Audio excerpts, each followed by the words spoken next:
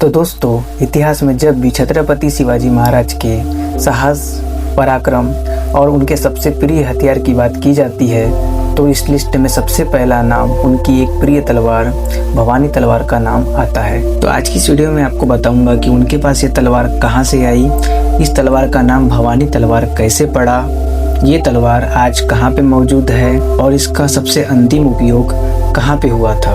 तो चलिए शुरू करते हैं दोस्तों। बचपन से ही छत्रपति शिवाजी महाराज को तलवारों से खास लगाव था। उनके पिता शाहजी महाराज खुद एक योद्धा थे। इनके आसपास अच्छे हथियार बनाने वाले लोग रहते थे।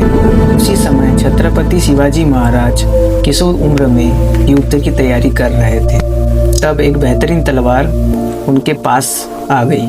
भवानी तलवार हल्की थी, तेज थी और घोड़े पर बैठकर चलाने में सबसे आसानी का काम करती थी। छत्रपति शिवाजी महाराज अचानक हमला करते थे और दुश्मन को संभलने का तक मौका नहीं देते थे। इस तलवार ने कई बार मराठा सैनिकों का हौसला बढ़ाया और दुश्मनों में डर पैदा किया और धीरे धीरे भवानी तलवार स्वराज्य की पहचान बन गई।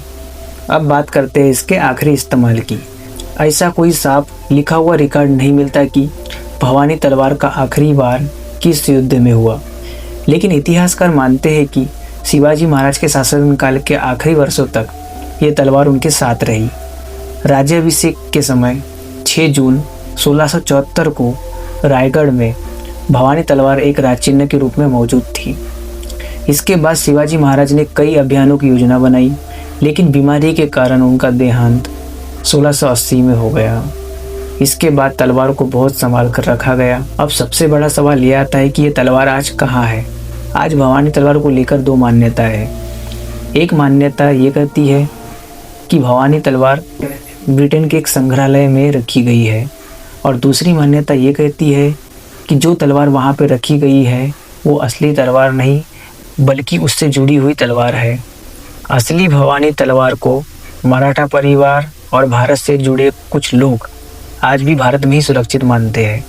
इस पर आज भी शोध और बहस चलती रहती है, लेकिन एक बात बिल्कुल साफ है, भवानी तलवार सिर्फ लोहे का टुकड़ा नहीं थी दोस्तों।